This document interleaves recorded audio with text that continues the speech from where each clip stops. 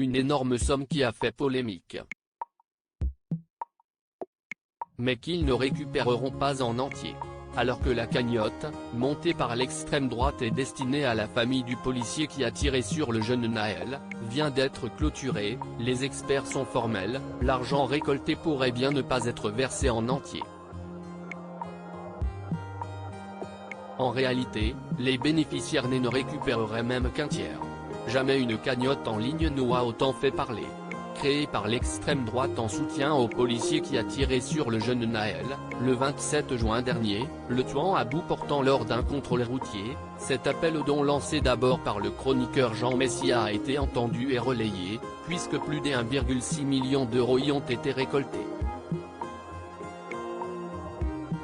Une cagnotte de la honte pour de nombreux responsables politiques et internautes, qui appelaient le gouvernement ou bien le site GoFundMe à la faire fermer, mais qui a finalement atteint son but et qui a été clôturée par son créateur le mercredi 4 juillet à minuit.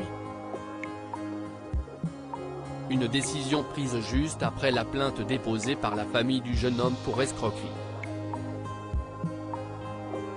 Mais qui devrait surtout permettre aux bénéficiaires de la cagnotte, la famille du policier, toujours en détention provisoire, de récupérer la somme qui s'élève exactement à 636 020 €. Même si ceci risque d'avoir une mauvaise surprise, en effet, selon certains experts, la somme serait une donation et donc très lourdement taxée par l'État.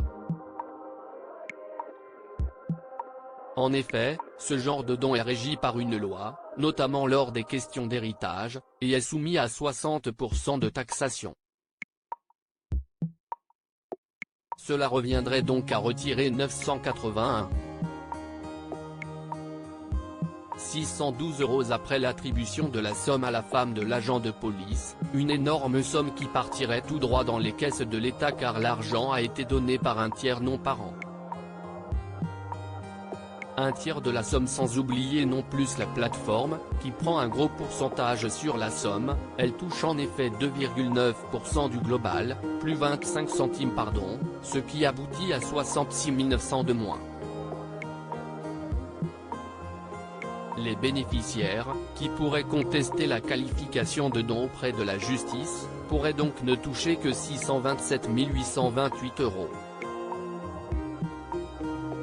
Aucun commentaire n'a été fait pour le moment de la part des organisateurs ou bien des bénéficiaires, restez les plus discrets possibles. Pour rappel, plusieurs autres cagnottes ont fleuri sur les réseaux sociaux, mais aucune n'a atteint une telle somme. Celle qui reversera l'argent à la mère de la victime, le jeune Naël, est environ à 400 000 €, montant que devrait être soumis à la même loi sur les dons de tiers non parents. En tout cas, cette cagnotte destinée à la famille du policier, mis en examen pour homicide volontaire, avait beaucoup fait réagir du côté de la classe politique et notamment les deux députés LFI Clémence Guettet, qui a dénoncé l'indécence et l'horreur absolue du projet, et Manon Aubry, révoltée devant ce geste. Le message ? Cela rapporte de tuer un jeune arabe, avait-elle dénoncé ironiquement. Vous hébergez une cagnotte de la honte @GoFundMe. Vous entretenez une fracture déjà béante.